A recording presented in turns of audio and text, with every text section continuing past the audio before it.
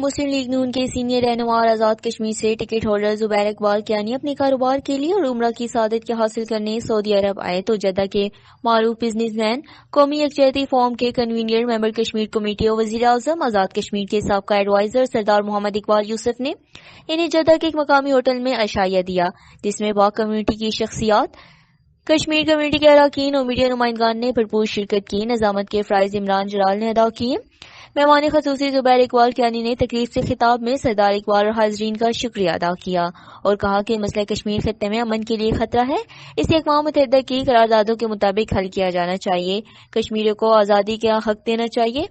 اور کہا کہ پاکستان نے ہمیشہ کشمیری بھائیوں کی ہر لحاظ سے مدد کی ہے۔ انہوں نے مزید کہا کہ مسلم لیگ نون کی قیادت ملک کو تمام بحرانوں سے نکال کر ترقی کی راہ پر گامزن کر رہی ہے۔ ان کے ساتھ ملک ایاز اصغر اور ملک محی الدین ایڈوکیٹ بھی موجود تھے۔